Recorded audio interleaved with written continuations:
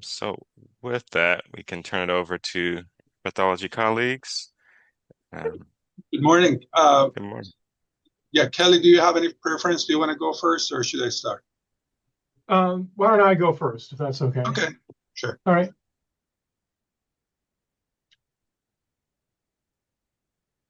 Need to share here. Mhm.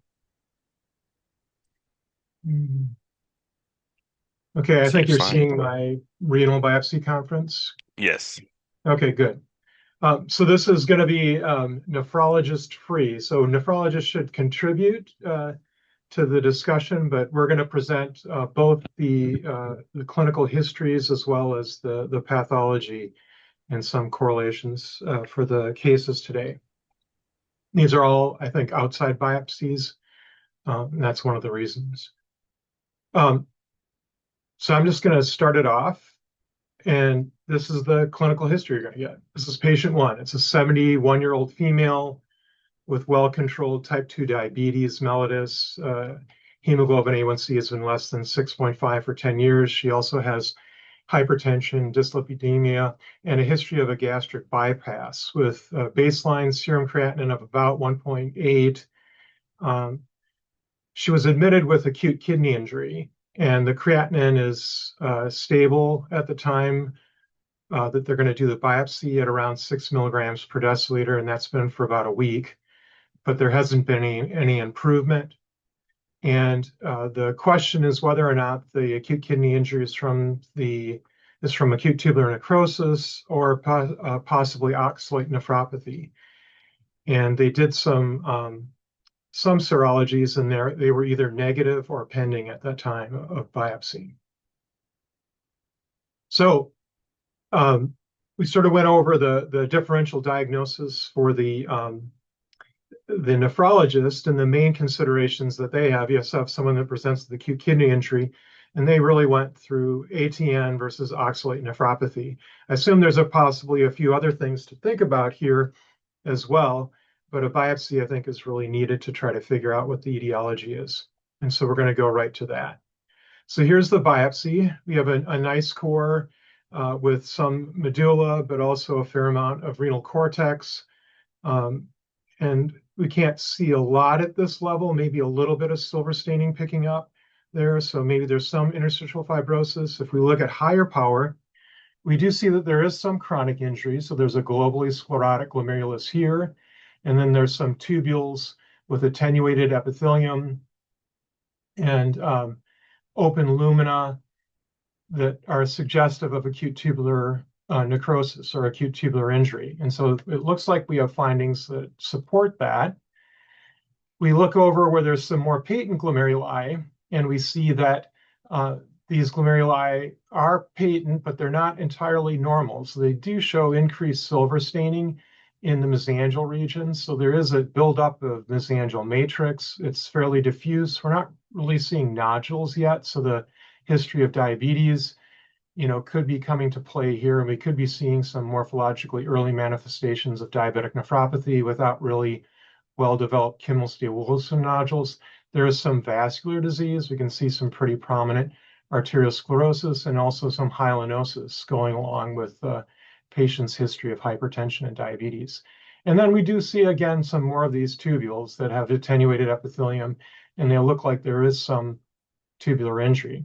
Higher power view of the glomerulus recapitulates some of the findings that I was saying earlier, that there is some diffuse mesangial sclerosis and maybe some early diabetic nephropathy here.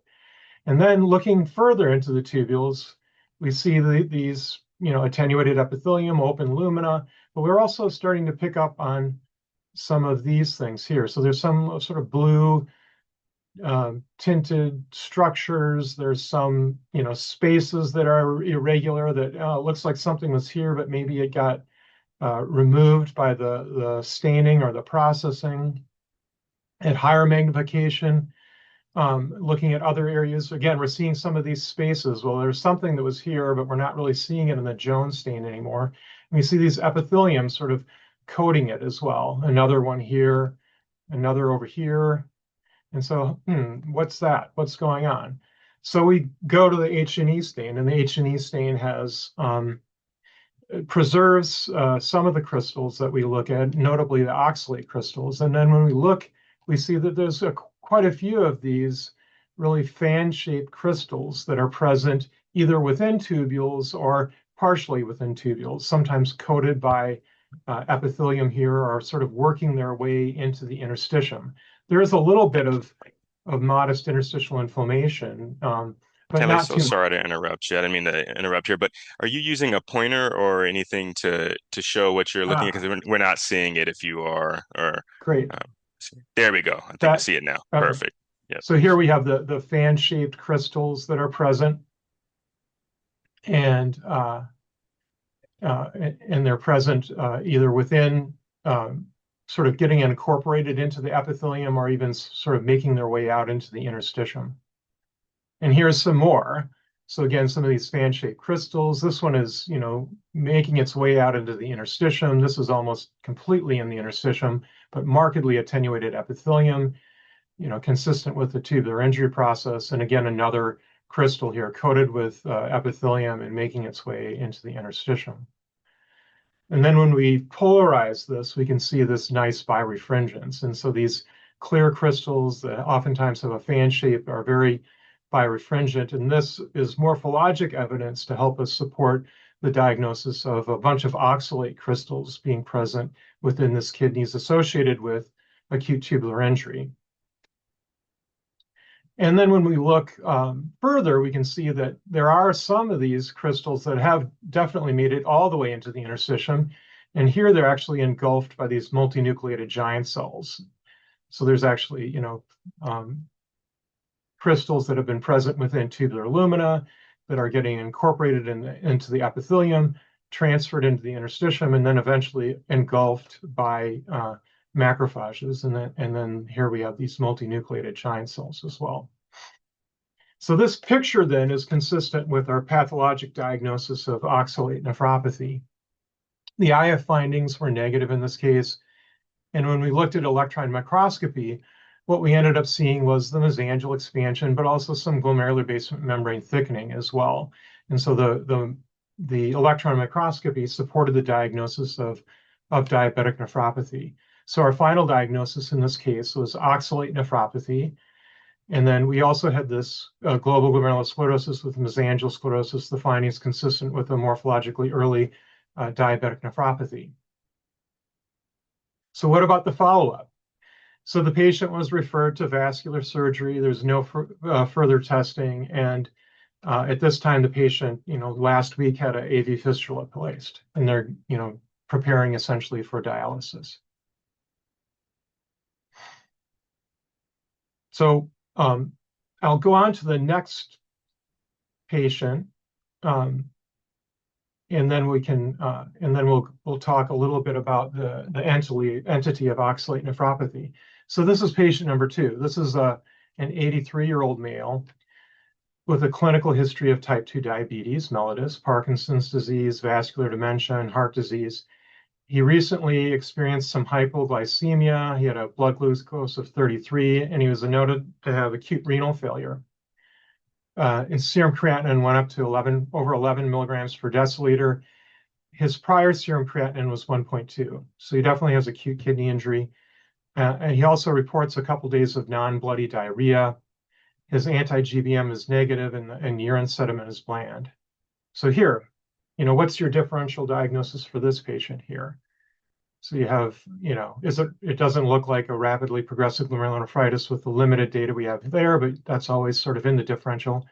I think ATN would definitely be there. AIN would definitely be there. I don't know if anyone would really be thinking about oxalate nephropathy in this case.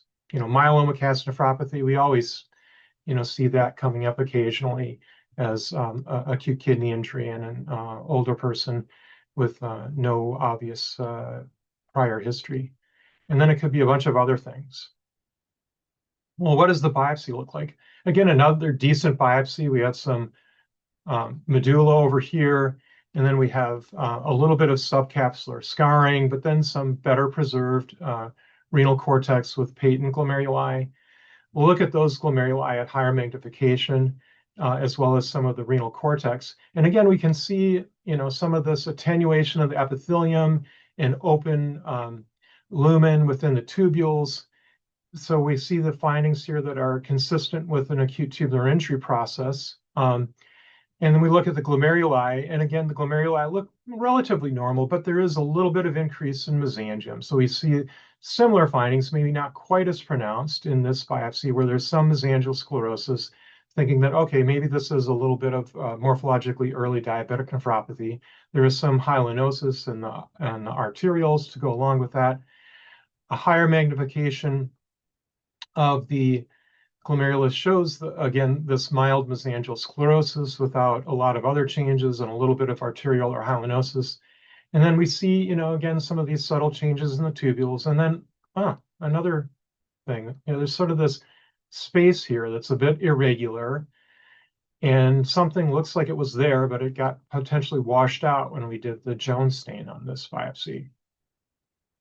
We look further and we see some, more attenuation of epithelium, loss of brush border, this acute tubular injury morphology with these unusual spaces. This is sort of this weird geometric space that's covered by epithelium, and another, almost like a rectangle here that's present within the epithelium.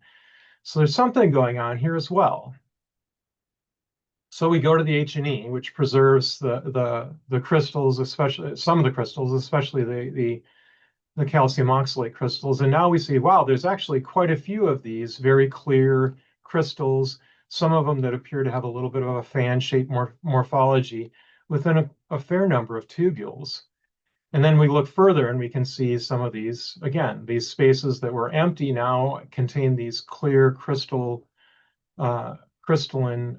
deposits. And a lot of these are within the tubular lumina or within the epithelium, and then partially or completely surrounded by epithelium. When we polarize this, now these all light up. So they're all birefringent, and we're seeing that these do have then the morphologic features of calcium oxalate. So now we have, again, another biopsy with a combination of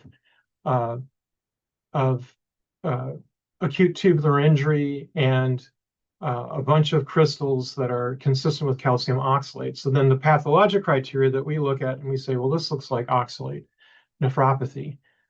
Again, we did the EM, the IF was negative, and the EM showed some nice glomerular basement membrane thickening. So it does look like there's also, in this instance, another biopsy where we have some morphologically early diabetic nephropathy plus oxalate nephropathy. And that's essentially what the final diagnosis is. Now, the difference in this case, the prior case, we had sort of the classic history. This is someone that had bariatric surgery, so they had a procedure that we associate with hyperoxaluria and oxalate nephropathy, where in this instance, we don't have any history then to suggest that this patient would have hyperoxaluria. So, can we really call this oxalate nephropathy? So here's my conversation with a nephrologist. Well, we have acute tubular injury with a bunch of calcium oxalate crystals that's it looks like oxalate nephropathy. And the response is, well, every time you tell us this, we test for oxalate and it comes back negative. And so the nephrologist isn't convinced that this is oxalate nephropathy and essentially thinks it's just acute tubular injury. And I think one of the questions is, in this instance, is this really secondary hyperoxaluria and oxalate nephropathy, or is this acute tubular injury that we just have a lot of calcium oxalate crystals? The follow-up in this case was the patient was diagnosed with acute tubular necrosis. There was no further testing. They were dialyzed for another 3 weeks after the biopsy results. And the dialysis catheter was removed a little over a week ago. And the patient has a new baseline serum creatinine of 3.1, increased from 1.2. So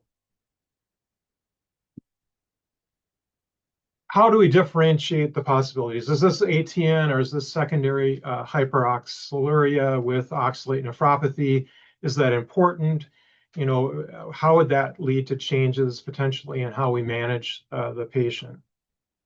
So I thought I would just review a little bit about hyperoxaluria and then secondary oxalate nephropathy. So there's two forms, primary and secondary. The primary form is thought of mostly as a liver disease. So this is where the liver is making too much oxalate. And then the secondary is really thought more of a gut disease where the gut, you're getting too much oxalate from your gut.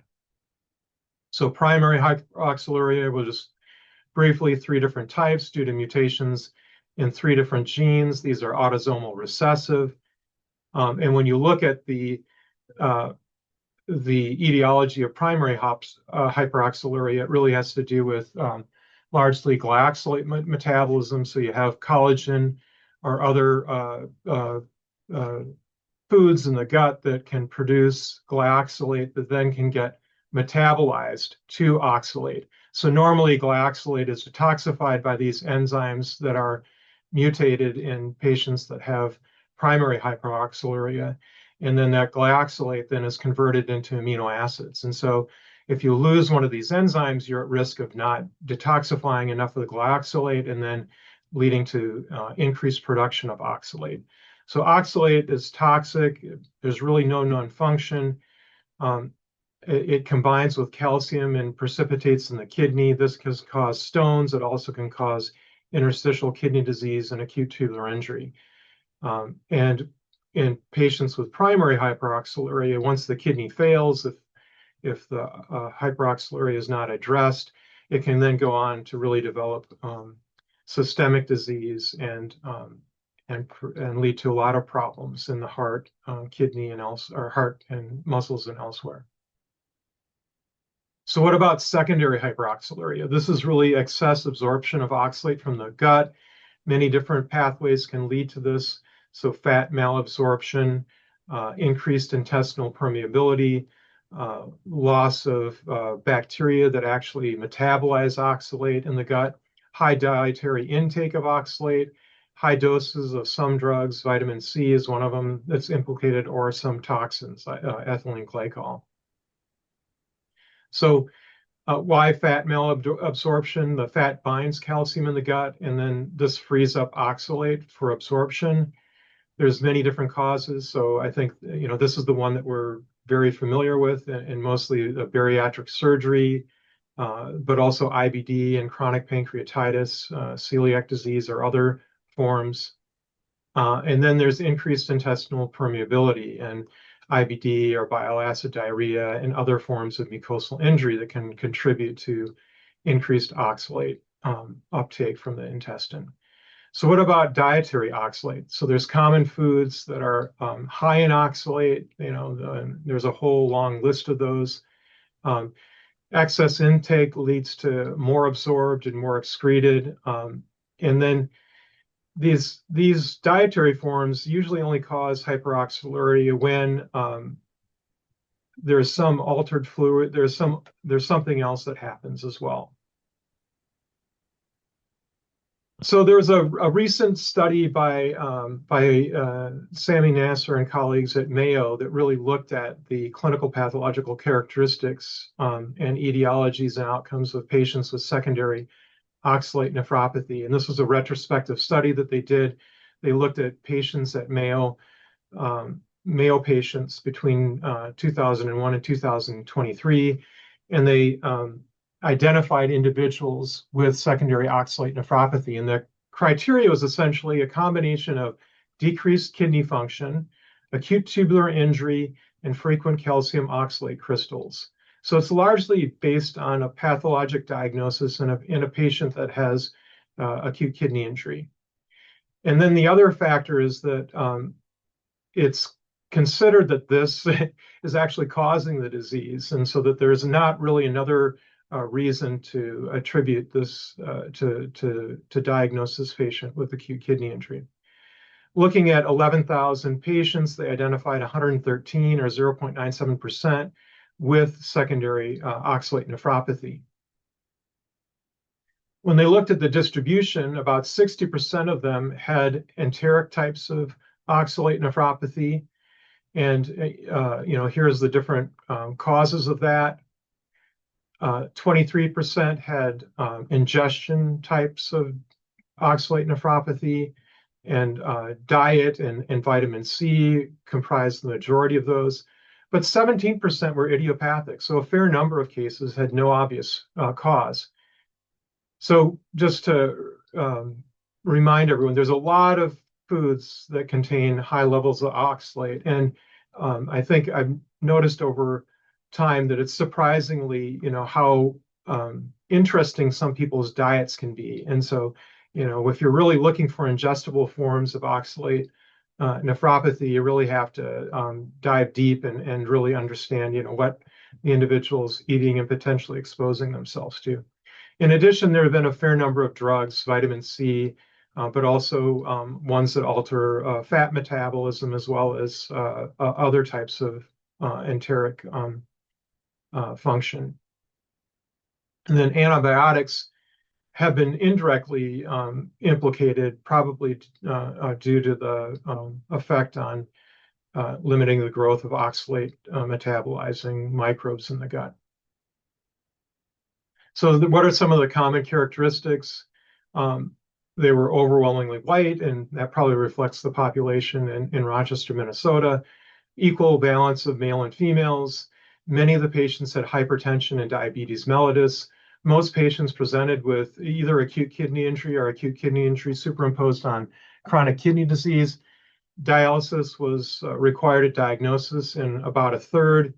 A fair number had a history of passing stones. And then there was some laboratory data, but notably hyperoxaluria was only present in 2/3 of the patients that they measured it on, and they only looked at that in a little over half of the patients. So it's not always present. Some of the differences also exist. There was a little bit more glomerulosclerosis in patients with their enteric oxalate nephropathy, a little bit more diabetes in the enteric versus the ingestion. Stones, a little bit more common in enteric. Serum creatinine was lower in the idiopathic, and there's more chronic diarrhea in the enteric. And so some of these might not be too surprising. Interestingly, oxalate nephropathy was really not considered very frequently pre-biopsy. So only 23% of the patients had this as sort of a pre-biopsy consideration on the differential. What about treatment and outcome? So patients were treated with a variety of measures, including low oxalate diet and other dietary measures, calcium supplements, and in some instances, corticosteroids. So about 50% of the patients progressed to end-stage kidney disease, and 30% died. Of those, 7%, so 7% of the patients in total died due to uremia. So 7% of them actually died due to kidney failure. Patients with concurrent pathology had a worse prognosis, and then patients with ingestion had better prognosis than enteric than idiopathic. And here's some of the data of the survival. So really a very poor prognosis. About half of the patients on average lost renal function within 3 years. You were a little bit better if you didn't have a concurrent pathology than those with concurrent pathology. And then if you looked at the different forms, ingestion forms were a little bit better than enteric, were better than the idiopathic in terms of outcomes. What about prognostic indicators? There are several things that were prognostic indicators. I just highlighted some of the ones that increased the risk of progression in the most to progression to end-stage kidney disease. So if they needed dialysis, if they had higher urinary protein, if they had chronic hypertension or more interstitial fibrosis and tubular atrophy, or if they had concurrent pathologic conditions or diabetic nephropathy, all of these things were poor prognostic indicators. So what about our patients? So I went back and looked at our patients and their serum creatinine, and I thought this was quite interesting that you look at our patient one, the one with the gastric bypass, they had a fairly stable baseline creatinine of around 1.6 that did spike so a couple years earlier with acute kidney injury that recovered and got back fairly close to baseline, maybe a little bit of a bump up from the prior baseline. And then this was the presentation at the time of biopsy here. So the disease here with the acute kidney injury in this patient with the vascular bypass appears to be fairly episodic with the acute kidney injury component.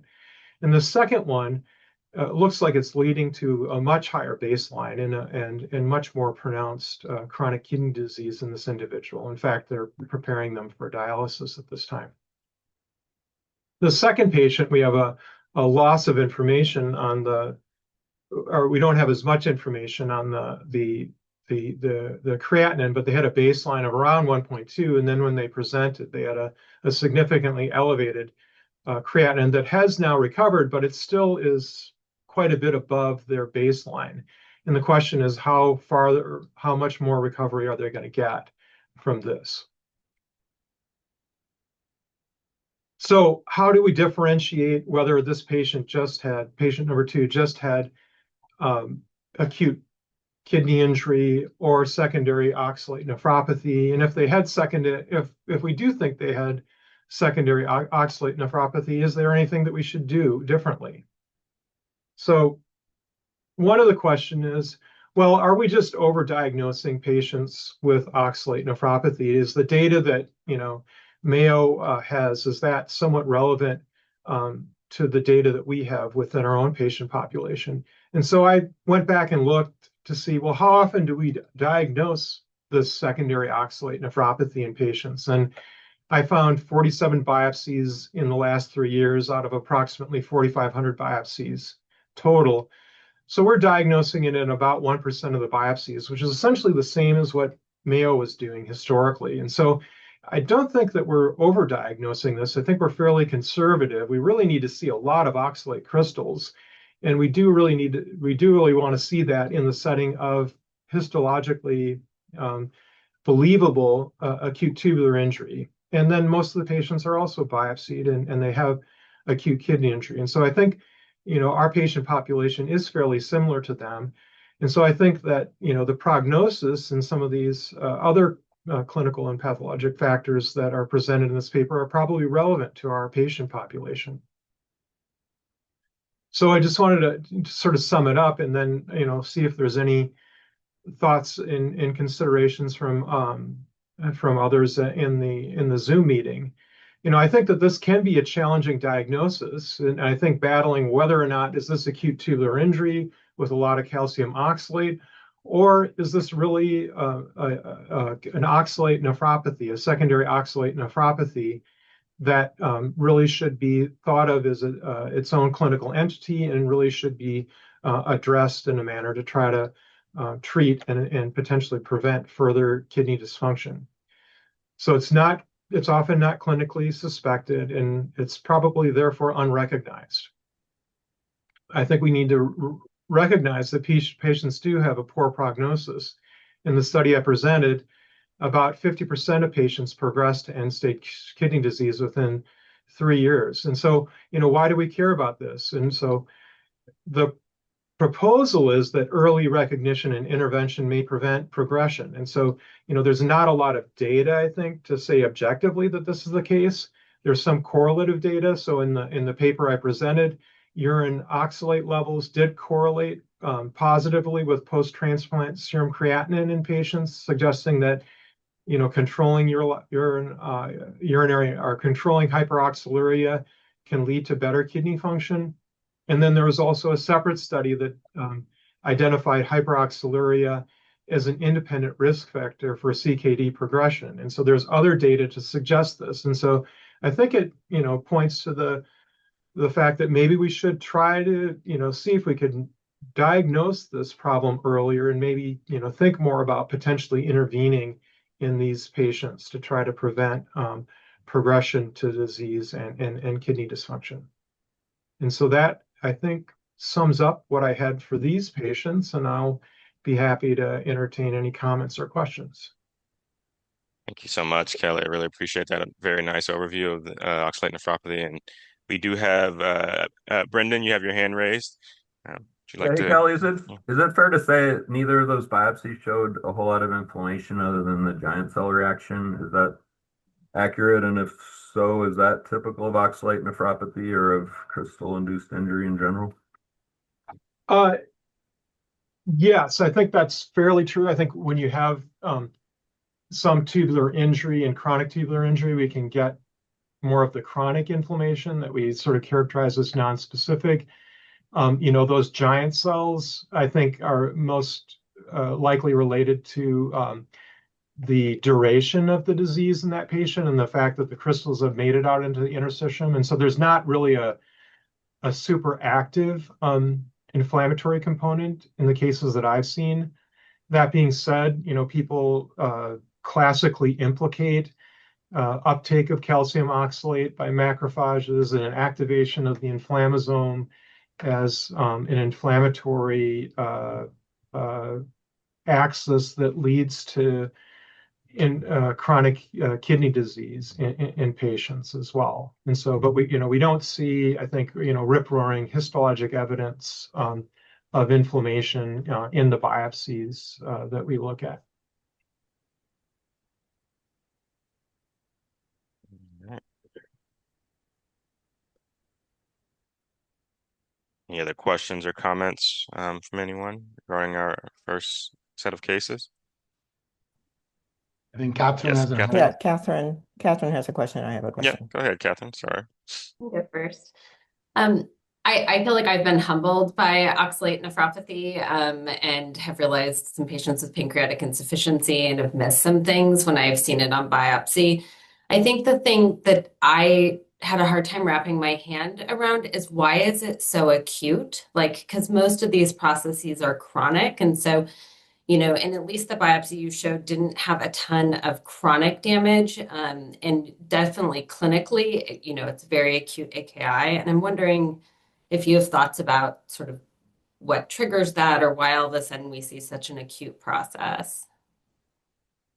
Yeah, I mean, so, looking at these patients, my feeling is that it's more of an episodic disease. And so that they have this underlying predisposition, be it from, some sort of gut disorder, genetics, or diet, or habits, taking a lot of vitamin C, but that's not enough. That there's some other factor that leads to then this really crash, and that an acute tubular injury in someone that doesn't have that predisposition to develop the oxalate nephropathy probably resolves better and doesn't lead to, significant CKD. But if you have that underlying predisposition to get the crystals, to get the precipitation, that then really contributes to CKD. So I sort of, my gut feeling is that it's sort of an episodic disease, and that what we really need to think about is that we don't know, what is the insult that's going to lead to that, acute kidney injury with a creatinine of 6, 7, 8, 9, 10, that then puts them into dialysis and then actually leads to a substantial uptick in their serum creatinine and loss in function. So I think it's not simply hyperoxaluria alone that does it, but it's something else. And these patients had some sort of diarrhea, that other patient did have diarrhea or something. So there might have been something else then that predisposed to acute kidney injury that then in the setting of whatever their, idiopathic cause of hyperoxaluria is, led to the actual disease itself. Thank you. My question was along the same lines. It's just, it seems like we don't know what the mechanism is. And are there other studies out there that look at, what is the inflammatory response? What are the cells that are involved? That type of thing? Because it just seems like, as you said, people are exposed to the oxalate. The oxalate crystals aren't everywhere, but then we get these acute kidney injuries where people just, their creatinine goes up and they're on dialysis. So. Right. I mean, I think there's a lot still to be understood and then to recognize. I think what we'd like to know is to be able to identify the individuals that are at risk of this type of phenomena, and then what are the appropriate measures, to actually try to prevent, them really crashing and then eventually developing CKD and end-stage kidney disease.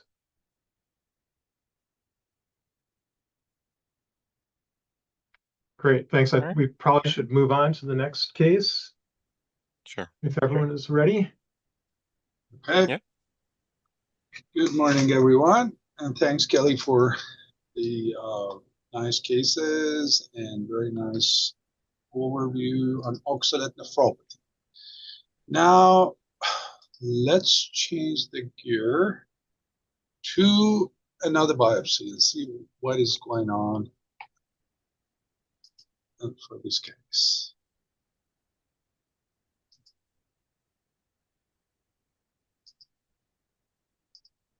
Okay, is everyone seeing my screen well? Yeah. Yeah, we can see it well. Yes, okay, perfect. Likewise, unfortunately, we don't have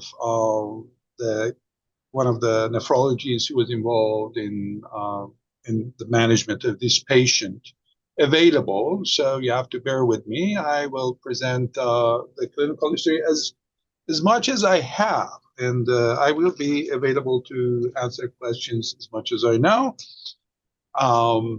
And then we'll focus on the pathology. So this case is about a 63-year-old male who's presenting with AKI and CKD stage 4.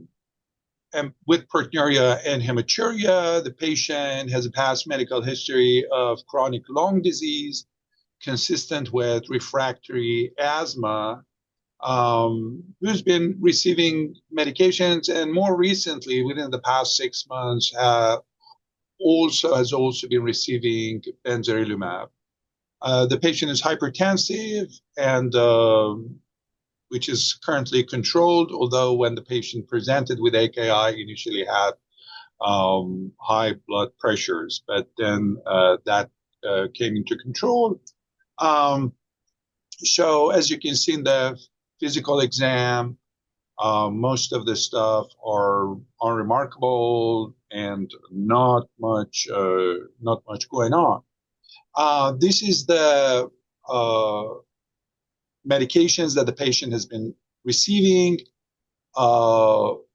besides benzarelumab. So the patient is on allopurinol, prednisone, has been recently put on prednisone, diltiazem, atorvastatin, budesonide, metoprolol for hypertension, ezetimibe, nifedipine, valsartan, and also takes insulin lispro. This is the CBC. So as you can see, leukocytes are high and the patient has anemia. And also the neutrophils are high as well, but the percentage of the lymphocytes and monocytes are lower. And also these are the renal functional panels, which shows that the serum creatinine is pretty high, and they were preparing the patient indeed for dialysis. And also the urine glucose is high. The patient is I showed is on insulin for diabetes too. So this is the chemistry panel for the patient. And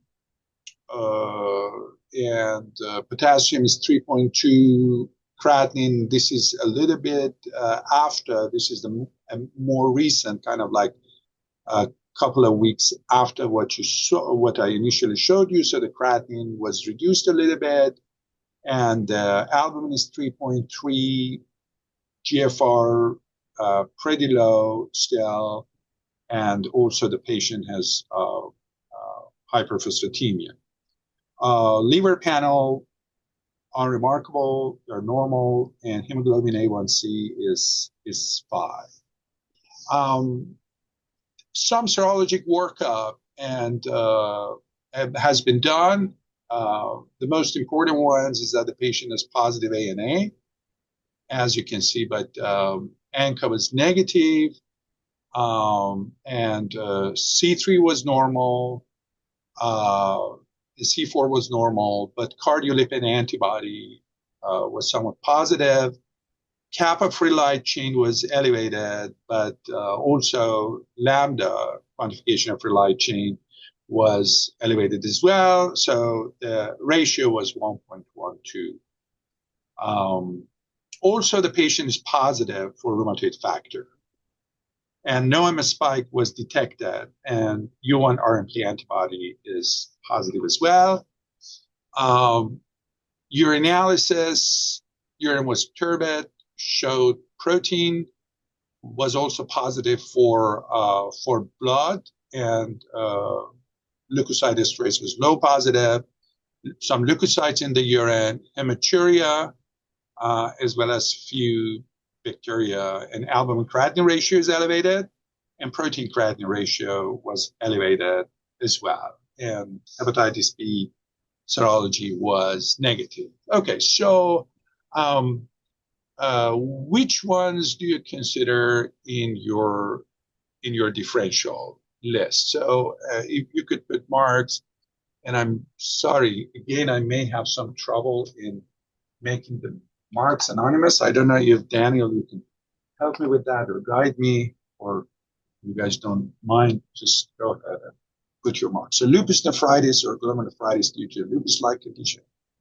Cryo, GN, MGERS, FSGS, post-infectious, ankylosing, anti-GBM, and IgA nephropathy.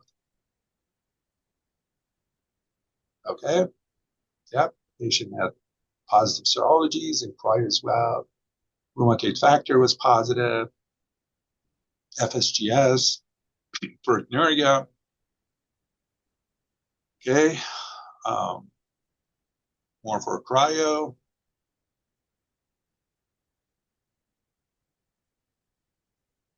Okay, so cryo is popular.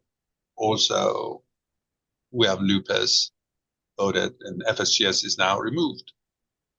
Okay, all right. So let's see what did we see in the biopsy. So this was actually a very long course. So I cut this in half.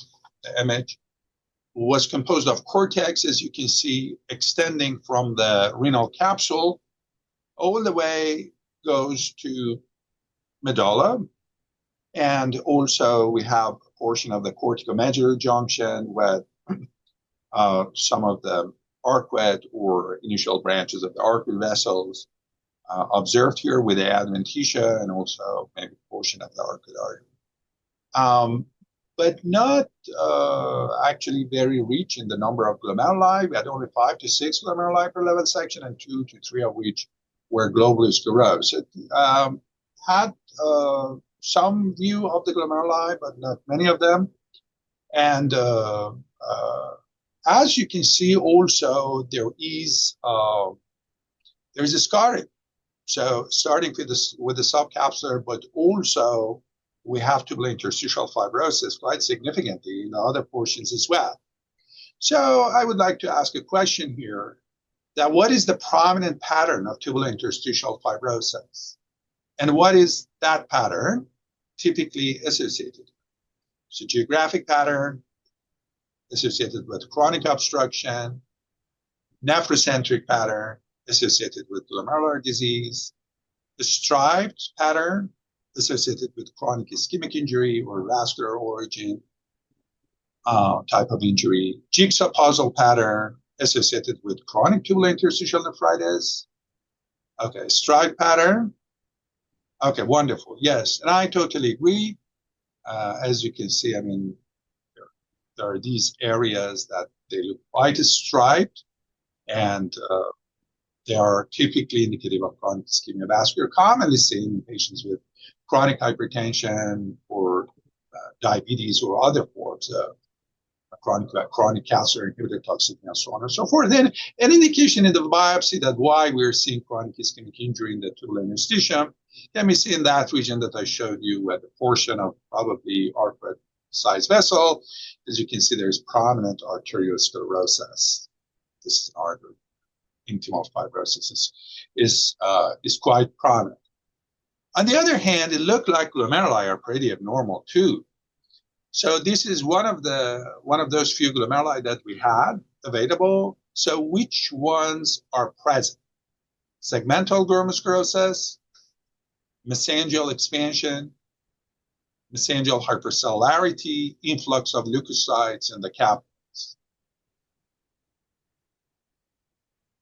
Mesangial hypercellularity, very good. Yes, we have areas that we have hypercellularity in the mesangial areas. Mesangial expansion, yes, of course. I mean, with that hypercellularity or even more, we have expansion. Influx of leukocytes in the capillaries, yes, of course, we have some influx of leukocytes. As you can see, these are neutrophils, for example, and maybe there are some other cell types as well, but we have some neutrophils in these. Segmental sclerosis, definitely. We have a significant portion of these glomerulus involved by segmental sclerosis with obliteration of capillary loops, hyaline deposition, and adhesion to Bowman's capsule. And let's take another look. This is the same glomerulus actually, but in a different level. So again, we see segmental sclerosis. When we get away from the areas with segmental sclerosis, yes, mesangial expansion. Mesangial areas that are expanded also look a little bit eosinophilic. So although, I mean, this shows segmental sclerosis, so it's a little bit difficult to say whether in these areas we're seeing hyaline or something else, but raises that concern that maybe something else is also deposited in the glomerulus, especially since we have that mesangial expansion.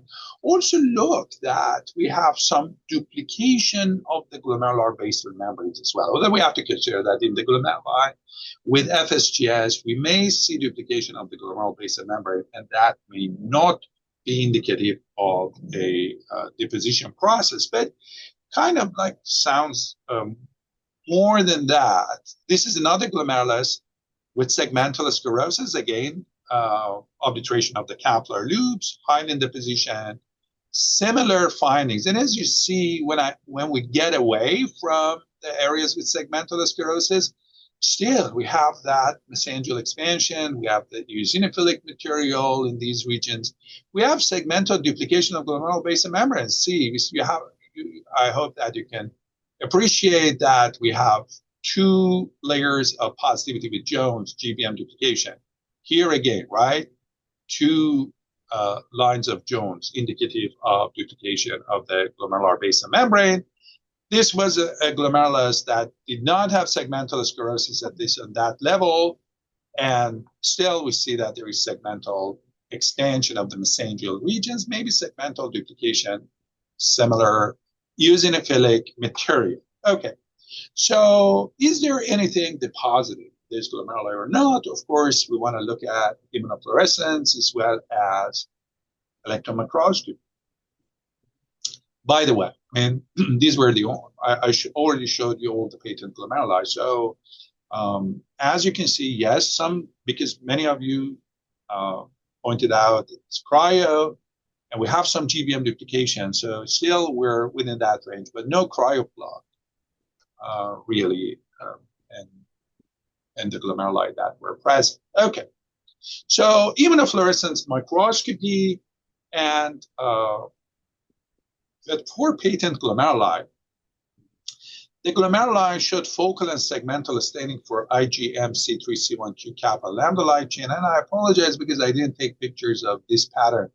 When we say focal and segmental, we mean that some glomeruli looks like they don't show staining, the glomeruli with segmental sclerosis, and the glomeruli that they look like a sclerotic region, they show, staining more consistent with hyaline, like, an area is filled with a stain. So it's not like a distinct mesangial stain. But aside from that, and by the way, I mean, I put here that when I was looking at the kappa and lambda light chains, even for the focal and segmental pattern, there was stronger staining for lambda over kappa. This is the kappa, and then I will compare that with lambda. And as you can see, this one is almost negative, or maybe very trace, zero to trace. This one also maybe zero to trace kappa, and the mesangial predominantly. And this one is negative as well. And now I'm going to compare that with lambda. So kappa is on top. These are those glomeruli that I showed you initially. And this is the lambda, stronger background staining. Maybe it is positive, the same glomerulus. Again, same glomerulus, but I mean, this one is not completely negative, but this one sounds like it's a stronger, definitely. And this is not the same glomerulus. It's one of the glomeruli that was sclerotic, actually, that I chose to put here. But in this sclerotic glomerulus, you see that we have a lot of staining. This could be focal and segmental staining, but the pattern of staining also has some granularity that made me think that maybe something more than that is going on, especially when I look at these glomerulus. But it's still, I mean, it looks like not uniformly all the glomeruli are showing this staining pattern different between kappa and lambda. And for IgG was negative, C3 was also focal and segmental, C1q was focal and segmental. So I ended up doing pronase digestion immunofluorescence microscopy. And as you recall, when we want to evaluate for potential mask deposits, we do pronase digestion immunofluorescence microscopy, meaning that we treat the sections, the FFP sections, with pronase, and therefore we hope to break down, chop the antigen, which is presumably abnormal, and therefore expose the epitopes for our antibodies that we use. So pronase digestion immunofluorescence microscopy showed that IgG was negative, as you can see, internal control for tubular reabsorption droplets and maybe some podocyte.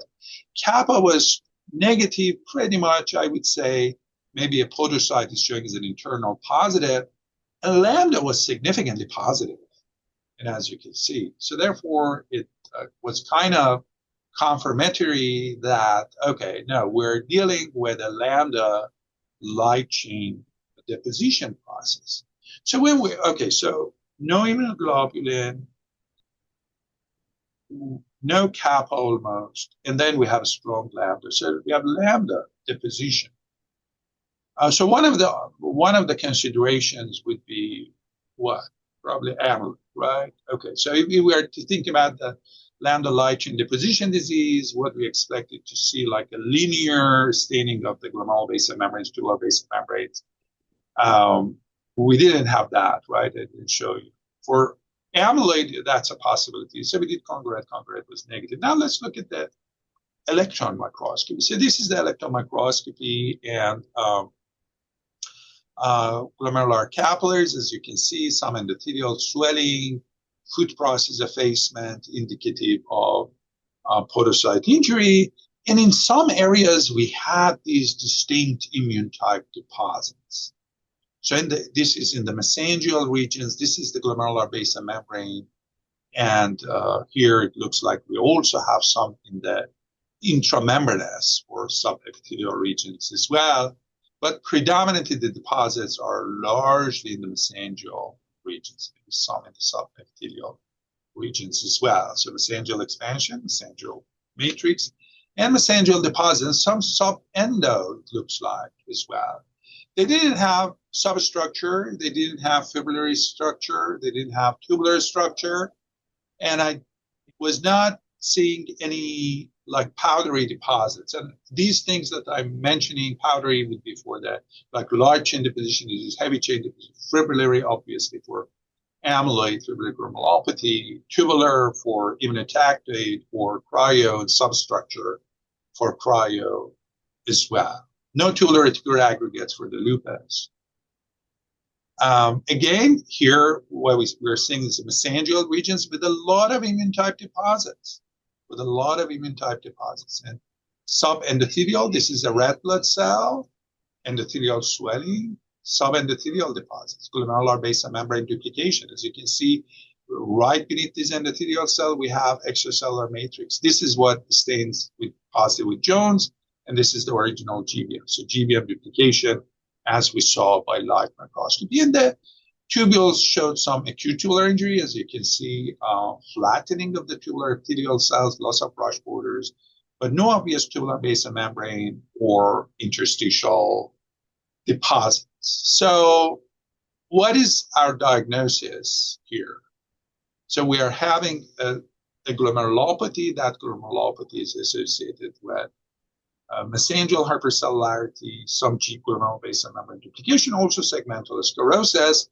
But by immunofluorescence pattern, what we have is deposition of light chain, especially confirmed by Protease digestion immunofluorescence microscopy, and no heavy chain. So it looks like we have the light chain deposition, but it's not light chain deposition disease. So it would be best classified as light chain only, and here lambda light chain only, proliferative glomerulonephritis with monotypic, as you recall from the prior conference that we had. Monotypic, now that's what we prefer rather than monoclonal, immunoglobulin deposition or light chain, lambda light chain only PGNMID. That also is associated with focal glomerular segmental sclerosis. I mean, in this case also,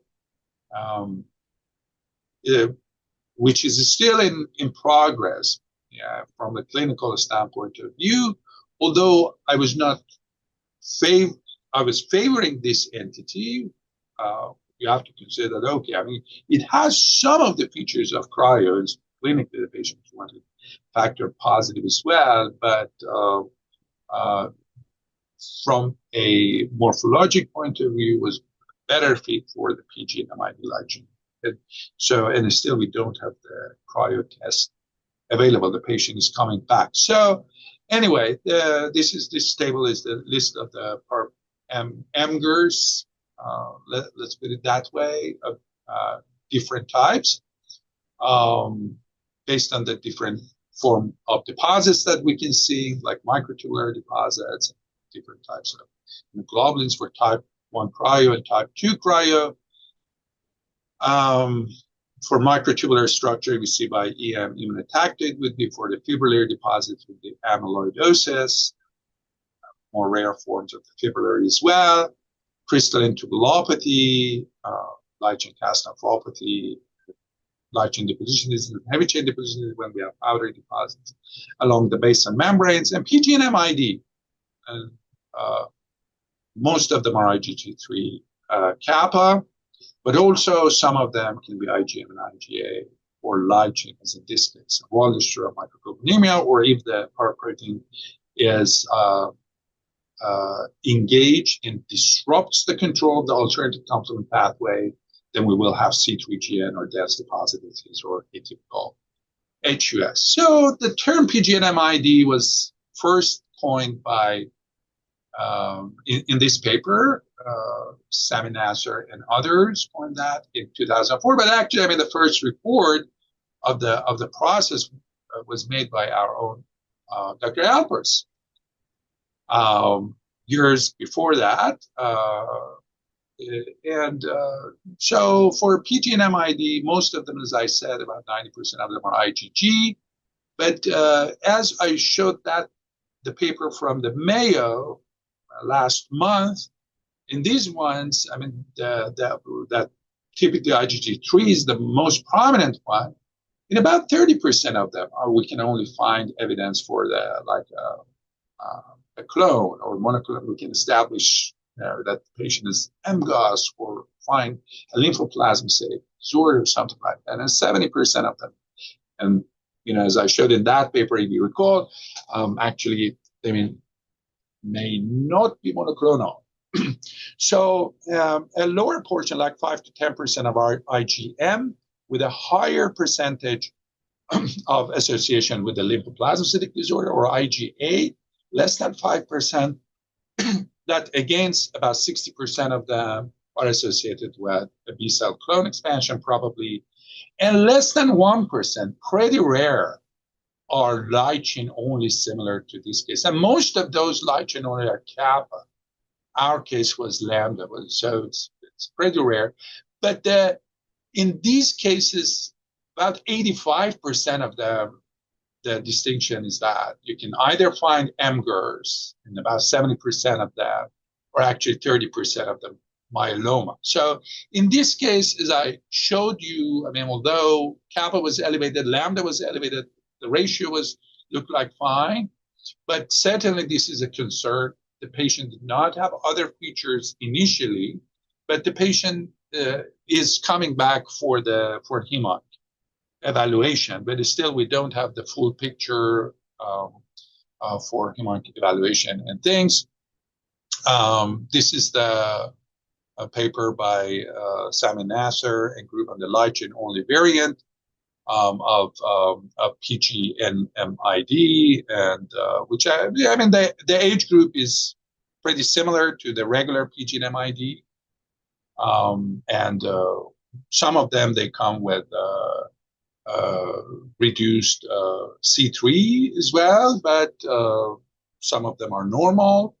And in this group, actually, I mean, here are the pattern. I mean, like our cases had some features of MPGN, but also other patterns can be seen, such as mesangial proliferative or even crescentic GN, endocapillary hypercellularity. Those things have been reported, and the deposits are mostly mesangial, but also subendothelial and some subepithelial.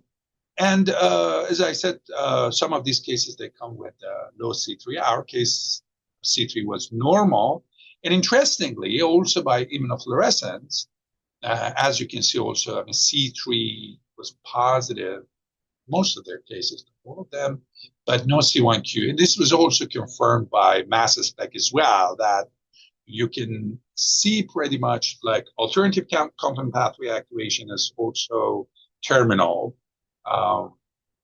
complex deposition, but not classical. In our case, we had C3 in a focal and segmental pattern, so it wasn't quite like these other features were pretty similar. So a more rare form of PGNMID, light chain only variant was this case. Questions? Comments? All right. Any questions, anyone? All right. Right. Well, Okay, we don't have anything in the chat. Maybe it's I don't see anything in the chat either. And looks like we are otherwise at 9:30, a little beyond 9:30, so we may adjourn. Thank you everyone for your wonderful presentations today. Just a reminder that it will be all for grand rounds for the next 2 weeks, and we'll return for in-person with a visiting professor on March 6th. So I'll see all of you guys then. Have a nice weekend. Happy Valentine's Day, everyone. Thank you.